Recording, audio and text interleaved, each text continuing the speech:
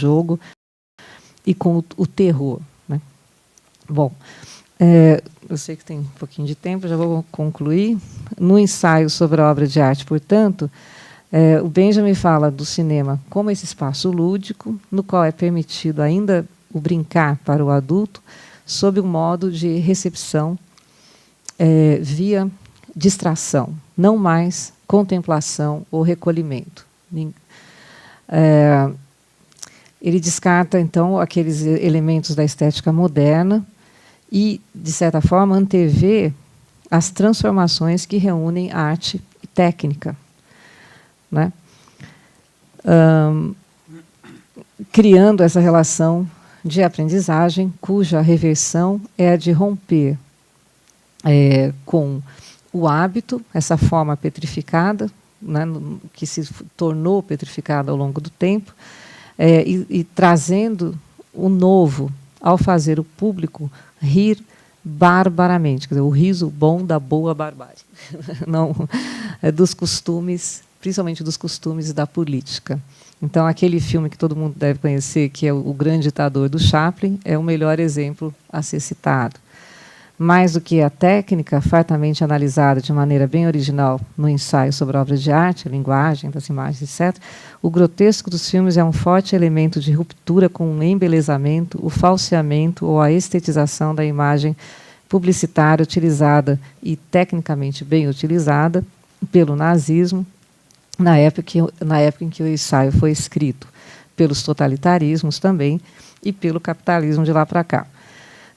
Benjamin considerou tudo que possa mostrar um lado desmistificador, destruidor da tentativa de recompor decorativamente valores que retrocedem ao período clássico, mas que não expressam mais a realidade em outras épocas. O impossível, o monstruoso, o aterrador são instrumentos mais potentes e reveladores da realidade do que a técnica bem construída que encerra, sim, um culto de si mesma, a técnica pela técnica, tal como foi o movimento que cultuava a arte pela arte. Ao chegar a tais conclusões, Benjamin se separa daquela obsessão classicista tão típica da cultura alemã, uma nobre tradição, sem dúvida, mas que, no tocante ao gosto e idealização da antiguidade grega, sofreu a incorporação banalizada e propagandística, principalmente no período do nazismo, instituindo uma batalha na esfera da estética, da política, enfim. Só para concluir, a mimesis relacionada ao ver-se representado no filme pelo operário, né, é o que ele diz em relação ao filme russo. Mas ela se apresenta também como capacidade mimética. E essa capacidade, que ele e o Aristóteles atrás também via, ela tá presente na criança, ela está relacionada ao prazer, ao jogo, ao brincar e, por fim, à repetição que se transforma em hábito. Então, a tênue fronteira entre jogo e hábito no mundo da criança passa a ter, no cinema, né, um correlato no mundo do adulto. Obrigada, Carla. Agora a gente passa ao professor Adilson. Primeiro eu tinha feito uma preparação de fala, rabisquei, em função de partilhar com vocês algumas questões sobre Agostinho. E eu fiz um escrito e algumas telas, né? Vou puxar isso para frente. Facilitar a fita, né? Sou muito grato pela oportunidade de compartilhar com vocês algumas inquietações que se iniciaram comigo no fim da década de 90, quando, por conta do mestrado em filosofia e da necessária delimitação temática, me coloquei a investigar a questão do amor do projeto ético de Agostinho. Depois de alguns anos, no período de doutoramento, ainda circunscrito ao projeto ético de Agostinho, minha investigação se deu na perspectiva de tentar validar uma hipótese, a de que existiria uma tensão conceitual na ética proposta por esse autor, quando se referia ao trato moral relativo às mulheres, que seriam conformadas à necessária subordinação masculina em função da razão de ser, a razão em função de a razão ser um princípio associado à masculinidade. E agora, tento enveredar para uma investigação sobre a questão ética em Agostinho, não desintegrada dessas outras tantas questões.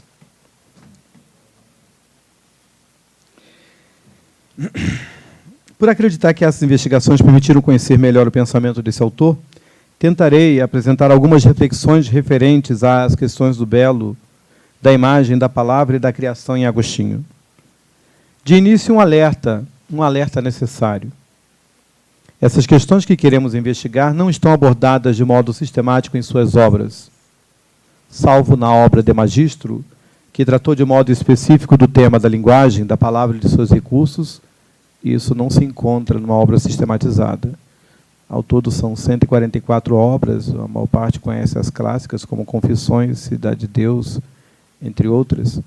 E essas temáticas estão como que num mosaico, né, configuradas.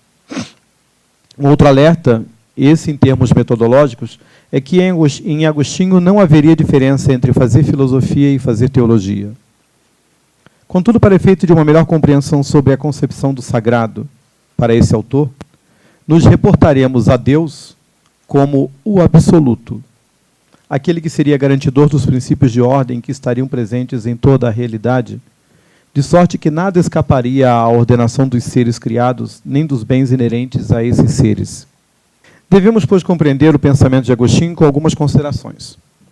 Trata-se de um pensador que trouxe para a reflexão filosófica as questões da vivência cotidiana. Estamos nos referindo a alguém que viveu nos séculos 4 e 5 e que não separou os conteúdos vivenciais de sua existência das reflexões acerca da natureza metafísica que estariam presentes nessas questões. É importante destacarmos também isso porque temas como o belo, a verdade, a criação, entre outros, não estariam desvinculados desse mundo vivencial. Aqui devemos fazer um esclarecimento. Em Agostinho haveria uma inovação em relação ao que? Em Agostinho haveria uma inovação em relação ao que, em termos de senso comum, se sabe sobre o seu pensamento. Pois comumente se associa Agostinho a um pensador que cristalizou as ideias de Platão. Fazem isso de modo imediato e sem a crítica que deveria acompanhar o fazer filosófico pertinente à sua obra. Há, senhores, profundas distinções entre um e outro. Só para enunciarmos uma delas, serei relacionada ao mundo sensível. Agostinho não repudia a dimensão corpórea em nome de uma realidade extracorpórea, como veremos adiante. De início, destacamos que seu pensamento poderia ter sido reduzido à perspectiva maniqueísta, já que sua adesão ao maniqueísmo, segundo seu depoimento em Confissões, livro 3, capítulo 11, se deu pelo período de 9 anos. Ele diz que ouvia. Eu não sei como é que uma pessoa fica ouvindo 9 anos uma doutrina. Tá bom.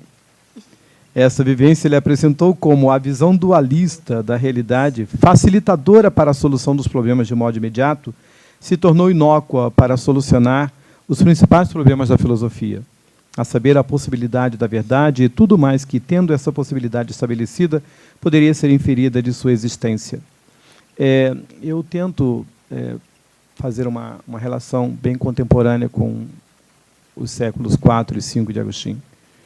Um homem que viveu numa época em que proliferavam correntes filosóficas as mais diversas que a literatura da história da filosofia nos apresenta, mas que ainda não as temos devidamente conhecidas.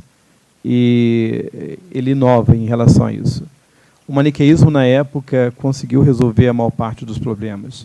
Dizer que a realidade é dualista, que a realidade é determinada por um princípio benigno e maligno, e que os dois estão em luta constante, nos parece algo distante quando nós nos referimos aos séculos 4 e 5, mas estamos no século 21. E não é muito diferente hoje. Poderíamos tentar repartir quem está do lado do bem e do mal, quem está do lado negro da força, quem é coxinha ou quem não é, quem é belo, quem não é, o que é o belo, o que é o feio. Diríamos que estamos num século profundamente maniqueísta. Mais ou menos a marca desse pensador nessa época. Essa vivência ele apresentou sobre o maniqueísmo como a visão dualista da realidade, facilitadora para a solução dos problemas de modo imediato, se tornou inócua para solucionar os principais problemas da filosofia, a saber, a possibilidade da verdade, e tudo mais que tendo essa possibilidade estabelecida poderia ser inferida de sua existência. A repetição é proposital. Para o maniqueísmo, a apreensão estética seria concebida como uma apreensão das formas em equilíbrio, tendo em vista sua manifestação por meio da luz. Os maniqueístas valorizavam profundamente a atividade da luz física. Ao contrário, a fealdade seria manifesta pelas trevas, donde a noção do correlato céu, luz, bem e, portanto, belo, teria seu contraditório também correlato em inferno, trevas, mal, e assim, portanto, o feio. Essas imagens nós as bem conhecemos, depois influenciadas na história do cristianismo e muito bem apropriada como métodos de controle. Né? Queres ir para o céu é luz, é o bem, é o belo. O contrário disso pertenceria à esfera de Satanás. Para o maniqueísmo, essa noção se daria já disposta na natureza de modo material. Beleza e fealdade seriam o que seriam em função de terem autores distintos, isto é, Deus e Satanás. Em Agostinho emergiu a compreensão de que o mundo não poderia ser significado em bases dualistas. Abandonando o maniqueísmo por não ter encontrado bases racionais que fundamentassem uma outra perspectiva, que não se reduzisse ao domínio de opiniões, aderiu ao ceticismo, juntando-se aos acadêmicos. A suspensão dos juízos sobre o que seria de fato a realidade e tudo mais que a fundamentaria foi encerrada quando da descoberta da dialética interior. Essa descoberta foi sintetizada na expressão: volta-te para ti mesmo, a verdade está em ti, não fora de ti. Foi esse exercício, figurado na obra Solilóquios, que Agostinho propôs para estabelecer as bases de uma outra perspectiva não dualista, isto é, monista. Se haveria tão somente um princípio, esse seria o bem. O absoluto bem e, portanto, a absoluta beleza, a absoluta verdade, a absoluta justiça, o absoluto amor. Esse bem, tratado como Deus, traria consigo a absoluta unidade de todos esses princípios e sua ação criadora não deixaria a natureza e criatura isenta desses princípios. A abordagem da interioridade permitiu emergir os principais temas clássicos da investigação filosófica, que aparecem nas obras de Agostinho. O princípio de unidade indicaria que todos eles comporiam um mosaico aparentemente assistemático, mas que melhor conhecido, tal como se vislumbraria num mosaico real, emergeria a beleza da totalidade. Assim cremos, deve ser feita a leitura da obra de Agostinho, em que os argumentos que tratam da verdade, da moral, da beleza, da ordem no mundo, da liberdade, do livre-arbítrio, entre outros problemas que encontraram tratamento radical em suas reflexões, compõem um quadro unívoco, próprio de sua metafísica monista, cuja fonte seria o absoluto bem, o absoluto belo. Aqui fazemos uma observação. Quando vemos o conjunto das obras de Agostinho, de imediato temos uma visão plural e assistemática. Não percebemos de imediato o princípio de ordem que lhe está implícito. Contudo, elas, em seu conjunto, seriam também ordenadas por uma teleologia. As obras escritas se endereçariam ao bem absoluto. Haveria já na compreensão do pensamento desse autor uma perspectiva cuja chave seria o princípio estético, tal como sua visão acerca da natureza criada. Segundo sua perspectiva, haveria na natureza a disposição dos princípios de ordem do Criador, que, apreendidos pelos sentidos e traduzidos pela razão interior, permitiriam à alma ascender ao mais elevado grau para vislumbrar o absoluto em sua absoluta beleza. Se, por um lado, a intelecção, iluminada pelo bem absoluto, permitiria contemplar a natureza dessa forma, por outro, ao contemplarmos a obra de Agostinho, a teríamos como um bem dentre os bens emergentes da criação do mundo. Aqui a distinção natureza e cultura não mais teria razão de ser. A produção humana transformadora da natureza seria co-criadora da criação já disposta pelo Criador. Eu faço uma observação aqui que é interessante. O princípio de criação, primeiro que, quando falamos dessas questões, entrelaçados nesses conceitos, temos a nossa cultura, e o não afastamento da nossa cultura não nos permite compreender a gênese desse pensamento, do princípio de criação em Agostinho. O absoluto em Agostinho cria, e cria todas as coisas, e não cria as coisas como que uma realidade fechada. A criação ainda está acontecendo, segundo Agostinho, segundo esse pensamento. E a criação ainda está acontecendo e nós somos coautores na criação. Todos os bens criados são bens que não se separam da natureza. Aqui não haveria separação, natureza, cultura, homem. Todo faria parte de um único mosaico, de uma grande obra. Uma obra que não se encerra, que ainda está se fazendo. A criação cujo autor dispôs todas as coisas sobre a forma potencial de razões seminais, teria na criação humana a realização de um aspecto de sua potência. E do mesmo modo como a criação traria a possibilidade do acesso ao absoluto bem, ao absolutamente belo, assim uma obra humana, como a de Agostinho, traria consigo os vestígios do belo e do bem, por participar, como fruto da intelecção humana, dos mesmos princípios de ordem que estariam dispostos naturalmente em todas as coisas. Da criação divina à criação humana, haveria os registros da ordem criada e disposta para o bem e para o belo absolutos. No caso das obras de Agostinho, os temas tratados, as reflexões elaboradas sobre a forma de argumentos, a leitura de suas palavras, refletiriam algo mais profundo que as linhas escritas e dispostas ordenadamente emergiriam das reflexões sob a forma de escritos, a apreensão do belo, do escondido que não se daria a revelar sem a necessária entrega do leitor. Esse, por sua vez, ultrapassaria o que o olhar lhe permitiu enxergar de imediato, algo que a razão, denominada por Agostinho de superior, apreenderia mais do que a intelecção do significado das palavras, mas que a compreensão apreender-se-ia o sentido profundo de seu pensamento. Assim, o acesso real ao pensamento de Agostinho só seria possível por essa via de iluminação interior. Um exemplo estaria no contemplar da obra Confissões. Os primeiros capítulos de Confissões, é interessante, está enlevado de memórias, aparentemente pueris. Refletem, por exemplo, o pesar de se ter ainda quando criança roubado peras. Mas ele faz uma análise de sua intencionalidade, segundo ele, né, que ele já tinha um espírito profundamente egoísta e fazia aquilo não simplesmente a comer peras. E à medida que os capítulos avançam, as questões saem do plano do singular Agostinho, para o Agostinho que conhece a si mesmo e a sua interioridade. Na interioridade habitariam as questões essenciais, as quais, as questões de ordem metafísica acerca do bem, do belo, do justo, do tempo, enfim, aquelas que se remeteriam à verdade. Bem, o fato de que esse aspecto de transcendência da realidade imanente se daria pelo exercício de saber olhar e do saber pensar, ultrapassando a dimensão imediata e material da realidade com vistas àquela outra indicada pela metafísica monista, a obra da potencialidade da alma apresentou como isso se daria na alma humana.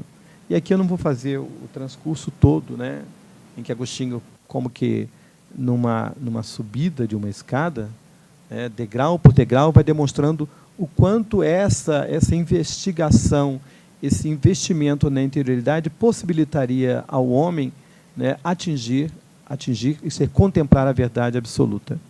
Eu tento fazer aqui uma síntese rápida, devido ao nosso tempo também. A obra da potencialidade da alma apresentou os vários graus que a alma humana possuiria, desde a atividade que teria por princípio manter a vida no organismo, àquela mais elaborada e complexa, volitiva, marcada pela intencionalidade da consciência e que seria responsável pela criação da cultura e da ciência. Até aqui não haveria nada de novo. Afinal, esse é o modus operandi que já era conhecido pelos filósofos antigos. A novidade foi a adoção de uma dialética interior, que superaria o método proposto por Platão, o da dialética clássica. o investimento na interioridade traria graus mais elevados à alma. Por exemplo, diz Agostinho, sobrepor-se não somente ao corpo, que é parte integrante do universo, mas ao mesmo universo. Nesse grau, a alma não considera coisas suas os bens desse mundo, apreende e estima sua potência e beleza acima desses bens, pois distingue os valores e menospreza os bens apenas terrenos. Um outro grau mais elevado permitiria inferir a existência de leis eternas que estariam dispostas naturalmente. Nos diz Agostinho, tomemos, por exemplo, a lei do quadrado, que nos faz julgar tal praça do fórum, tal pedra retangular, tal quadro, tal joia quadrangular. Assim também é a mesma e completa lei da igualdade que aparece na lei do ritmo e nos faz apreciar os movimentos das patinhas de uma formiga que corre ou das patas de um elefante que anda. Pelo fato de essa lei de todas as artes ser absolutamente imutável, enquanto o espírito humano, que recebe o dom de constatar isso, está sujeito às variações do erro, é claro que existe, acima de nossa mente, uma lei imutável, chamada verdade. Ora, essa lei imutável se apresentaria na ordem natural, permitindo ao homem um reto julgamento de suas ações. Isso significa que o homem possuiria as ações ordenadas teleologicamente para a felicidade. A felicidade seria, portanto, a mais pura expressão da beleza que o homem poderia almejar. Essa ordem teleológica seria essencialmente natural, e a criação do universo seria a expressão da pura harmonia da ordem criada pelo Absoluto. Haveria, pois, segundo essa concepção, na ordem cósmica, uma estética teleológica, conforme nos diz Agostinho. Todos os seres, por seus ofícios e finalidades, ordenam-se para a beleza do universo. O que, tomado separadamente, nos pode causar desagrado, que é a fealdade, né? No conjunto, torna-se muito agradável. Todos os seres materiais são de ordem inferior, justamente porque são inteiramente feitos de partes imperfeitas. Mas pode ser sentida a sua beleza, seja no seu repouso, seja no seu movimento. Na verdade, o nosso julgamento é coisa bela. Transcende o modo todo, à medida que julgamos corretamente. Nisso tudo, só é mal o pecado e a consequência do pecado, isto é, o afastamento voluntário da suma essência e o penar forçado do que há de mais baixo. Entre outros termos, o mal reduz-se na emancipação em relação à justiça e na servidão em relação ao pecado. A analogia proposta agora, pelo título, refere-se ao tratamento que Agostinho deu em relação à questão do belo, do justo e do bem. Segundo a presente análise, não haveria como separar das reflexões de Agostinho acerca da ideia ou moralidade a estética. Não podemos separar a ética de estética em Agostinho, de modo algum. Afinal, a estrutura teleológica do Uno integraria todas as coisas, como vimos anteriormente, a partir de uma lei geral, a da verdade absoluta. Esta manifestaria seu princípio de ordem em toda a realidade criada. E assim a natureza se apresentaria aos sentidos do homem para, necessariamente, conduzi-lo à verdade, conforme nos diz Agostinho. Vejamos agora até onde pode ir a razão na sua ascensão do visível ao invisível, do temporal ao eterno. É preciso não ser em vão nem inútil o exercício da contemplação da natureza, a beleza do céu, a disposição dos astros, o esplendor da luz, a alternância dos dias e noites, o ciclo mensal da lua, a distribuição do ano em 4 estações, análoga à divisão dos 4 elementos, o prodigioso poder dos germens, geradores das espécies e dos números, a existência de todos os seres, enfim, cada um guarda a sua própria característica e natureza. Esse espetáculo não é feito para exercermos sobre ele vã e transitória curiosidade, mas sim para nos elevar gradualmente até as realidades imperecíveis e permanentes. A beleza com que a natureza se manifestaria aos olhos do homem cumpriria, de certa maneira, uma razão de ser. Na ordem teleológica, ela imprimiria ao homem a percepção sensível de sua materialidade. Todavia, a percepção estética ultrapassaria a sensibilidade ao se reportar à intuição que teríamos do belo impresso em nós mesmos. Assim, a intuição do belo nos remeteria necessariamente à metafísica. Agostinho se refere a essa questão em um clássico fragmento de Confissões. Quem é Deus? Perguntei-o à terra e disse-me, eu não sou? E tudo o que nela existe respondeu-me o mesmo. Interroguei o mar, os abismos e os répteis animados e vivos, e responderam-me, não somos o teu Deus, busca-o acima de nós. Perguntei-o aos ventos que sopram e o ar com seus habitantes, Anaxímenes está enganado, eu não sou o teu Deus. Interroguei o céu, o sol, a lua, as estrelas, e disseram-me, nós também não somos o Deus que procuras. Disse a todos os seres que me rodeiam as portas da carne, já que não sois o meu Deus, falai-me do meu Deus. Dizei-me ao menos alguma coisa dele. E exclamaram com alarido, foi ele em quem nos criou. A minha pergunta consistia em contemplá-los. A sua resposta era a sua beleza. Dirigi-me então a mim mesmo e perguntei-me, e tu quem és? Um homem, respondi. Serve-me um corpo e uma alma. O primeiro é exterior e a outra é interior. Os sentidos captam as impressões advindas da natureza. E, no entanto, essas impressões remeteriam o homem à procura de ordem, de certa unidade na disposição dos entes naturais. À medida que a alma se coloca diante da proporção de fenômenos naturais, apreende-os com o que lhe é próprio, isto é, com os mesmos princípios que traria consigo essencialmente por ela ser racional. Teria condições de inferir a existência desses princípios universais inerentes à natureza. Esse processo teria o auxílio do que Agostinho denominou iluminação, como já falamos. Assim, a alma iluminada pela verdade tornar-se-ia capaz de atestar que a natureza possui harmonia em toda parte. Cito Agostinho, a qual assegura a integridade e a beleza de todas as coisas. Essa harmonia, segundo Agostinho, requer igualdade e unidade. Contudo, não é pela atuação dos sentidos que percebemos tal fato, pois, diz Agostinho, certamente a verdadeira igualdade e semelhança, assim como a verdadeira e primeira unidade, não são percebidas pelos olhos corporais, nem por nenhum sentido, mas por uma intelecção do espírito. E continua ele, entretanto, aquela igualdade e unidade que só o espírito conhece e pela qual julga a beleza corpórea, conhecida pelos sentidos, em igualdade e unidade não se encontram repartidas no espaço, nem se movem no tempo. Se alguma coisa, pois, se move harmoniosamente no espaço, conforme nas horas ou momentos mais breves, esse fenômeno é regulado por uma única lei, a qual é invariável. Com efeito, essa lei invariável e imutável conduziria os sentidos a evidenciar a igualdade e unidade na natureza, por mais que ela se apresente sob as suas múltiplas formas. Enfim, a natureza é para Agostinho a criação, que traria os princípios de ordem do absoluto contidos em si mesma.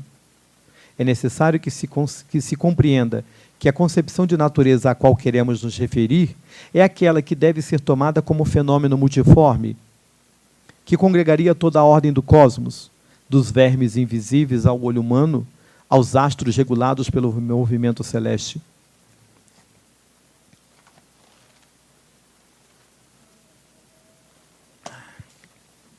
Com certeza, para nós, essa concepção de ordem do cosmos não seria uma novidade.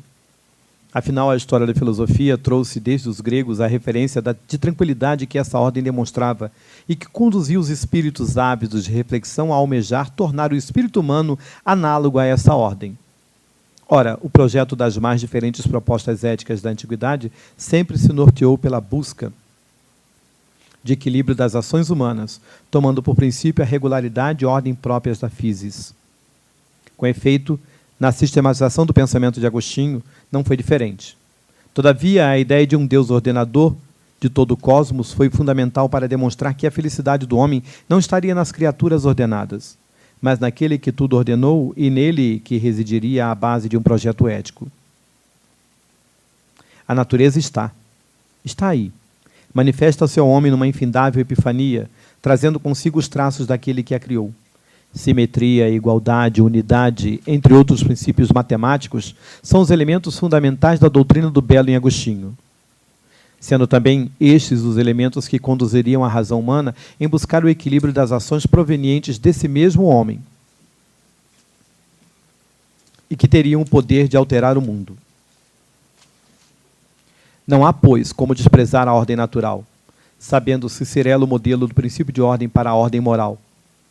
Sendo assim, o itinerário percorrido pela razão que se move em direção à fonte da sabedoria não se resumiria à contemplação da ordem natural, sobretudo dos astros, mas a ultrapassaria.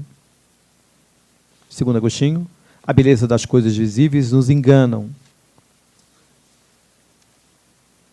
É porque elas contêm certa unidade, sem, contudo, a realizar plenamente.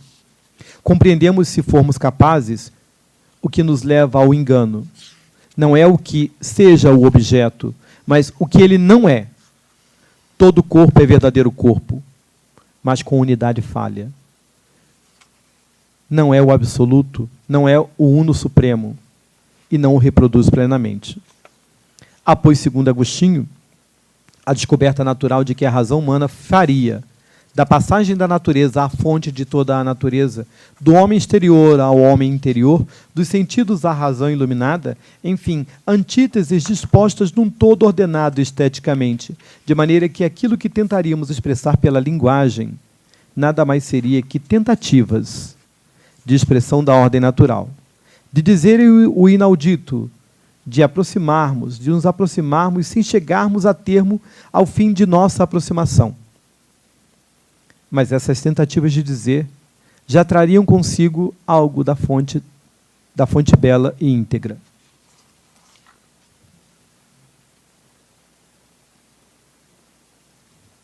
Perdão. Ainda a tela anterior, por favor. Nesse sentido, dispostos de forma mundana, homem, cultura e natureza deveriam ser concebidos de forma integrada. As leis dispostas, naturalmente, governariam a todos. Contudo, o papel de sujeito, pelo exercício da consciência, estaria presente no homem, que teria como transcender as formas imediatas da natureza para lhe desvelar o escondido. Essa postura ética, por sinal, encontra seu porquê numa estética existencial. Por outro lado, não se torna diferente na apreensão estética natural. Pois, não se reduzindo às formas que lhe seriam apresentadas de imediato, a consciência humana, iluminada pela descoberta da dialética interior, teria condições de superar a aparente fealdade que se retrataria naturalmente como carência do bem na natureza. Dos bens que estariam contidos na fealdade, esses, sim, por outro lado, dependeriam da razão interior para lhes desvelar. Assim, as artes humanas podem ser mais ou menos carentes de mostrarem a realidade transcendente a que o homem estaria endereçado. Eu uso algumas imagens agora e uma comparação. A obra de arte por excelência transcendente a que o homem estaria endereçado. Perdão, a obra de arte por excelência não estaria na representação daquilo que seria imediatamente apreendido pelos sentidos. Pois toda obra humana teria necessariamente uma carência do belo.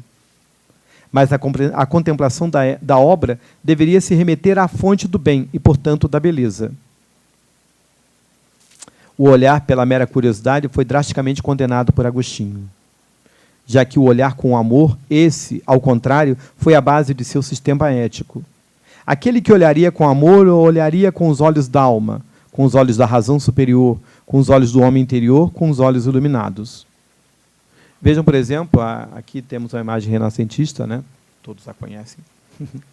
Muito bem. Haveria nessa imagem os princípios de ordem. Mas eu vou fazer um comparativo. E se fôssemos utilizar Agostinho para olhar a Pietà de Michelangelo, eu não sei se ele a teria como a obra de arte. Temos aqui uma outra Pietà.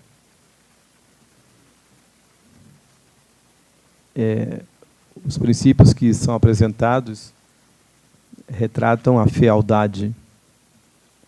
Entretanto, aqui estaria Agostinho, tentando reconhecer o que está por trás dessa fealdade e que se endereça ao absoluto. E que princípio seria esse? O universal do humano, a pessoa humana. Aí é uma outra comunicação. Entre a obra feita para retratar o belo do sofrimento e o retrato real do sofrimento, enxergar os princípios do belo que me endereçariam a uma atitude ética. Eu usei essa imagem proposital e faço uma outra imagem, que não é muito diferente da primeira, aqui para fazer uma analogia com a Pietà, e aqui para trazer o retrato humano. E encontrei aí com o Sebastião Salgado, todos contemplam as obras de Sebastião Salgado na fotografia e dizem, são belas. Mas são belas por quê? Jogo de luz e sombra, não, elas se reportam a algo mais profundo. Elas se reportam ao humano que estaria presente nas obras. Daí, reporta novamente Agostinho, o olhar pela mera curiosidade foi drasticamente condenado por Agostinho, já que o olhar com amor, esse, ao contrário, foi a base de seu sistema ético. Aquele que olharia com amor, olharia com os olhos da alma, com os olhos da razão superior, com os olhos do homem interior, com os olhos iluminados. A descoberta, por fim, da humanidade do olhar é uma inferência que podemos trazer das obras de Agostinho. O olhar com a humanidade seria idêntico ao olhar do absoluto que se tornou homem e ainda assim conservou o olhar sagrado sobre a realidade das coisas humanas, tão carentes do bem. Para além da prostituta, da pobreza, da alienação do trabalho, a ética permitiria encontrar os princípios da beleza escondida na fealdade dessa realidade e que as palavras não teriam condição de traduzir face à dimensão profunda que ali estaria apresentada. E se indica um necessário exercício, o da dialética interior. E se indica uma necessária transformação de reaprendizado de sermos humanos, de reaprendizado do olhar sobre o sagrado no humano. Esse sim, o humano, a obra de arte, que, por excelência, dentre os objetos de arte que convivem com sua existência, é a obra primordial. Bom, vamos abrir para o debate. E convido quem tiver perguntas para vir aqui fazer as perguntas, para que as perguntas possam ficar gravadas. Bom, enquanto vocês vão esquentando os motores aí, eu tenho um monte aqui, né? Eu vou começar com uma que é a mimese em sentido positivo, né? E sabe por que eu vou te fazer essa pergunta? Porque uma vez eu assisti uma apresentação sua na Unpof, e lá você expôs a noção de mimese adorniana e só a mimese no sentido negativo. Aí queria que você falasse um pouco dessa, talvez, diferença, né, entre uma mimese no sentido positivo e uma no sentido negativo. Para o Adilson, também tem várias, mas eu vou fazer uma só, quer dizer, um conjunto. A partir disso que você expôs, eu sei que ficou, pelo menos aí no final, para mim ficou um pouco mais claro, mas acho que você pode falar um pouco mais. Qual seria, então, a função da arte para o Agostinho? Né? Ela é mimese no sentido de cópia da natureza, né? Isto é, a expressão dessa ordem, que é a mesma do universo, é isso? Ela serve como uma espécie de, talvez, educação também, né? E aí eu gosto de fazer isso, ver o que tem em comum nessas coisas tão diferentes, né? Mas tem a ideia de educação aí. Claro que no Benjamin é uma coisa, enfim, é totalmente diferente, né? Mas é isso. Divirtam-se. Então, a professora Jane Marie Garreban, que é professora aqui do curso de filosofia, ela tem um texto, dois textos, aliás, que ela fala de Mimes em Adorno e Walter Benjamin, e tem aí um contraste, né, mas a gente pode dizer que tem o Adorno, quando é crítico da mimesis, mimese, é a mesma palavra, né? Só erram mesmo quando traduzem mimesis por imitação, né? Que aí realmente limitam o conceito, né? O Adorno critica o que ele chama de mimesis perversa, né? E depois ele desdobra num sentido positivo. Então, o sentido perverso é um mimetismo. Como é que você explica que as pessoas se comportem, né, como cópias, como no nazismo, sempre essa questão, né? Como é que as pessoas vão a um estádio de futebol e uma começa a onda e as outras continuam, né? Então, é isso que ele vai criticando, como se fosse o mimetismo do camaleão. Você vai adquirindo a fachada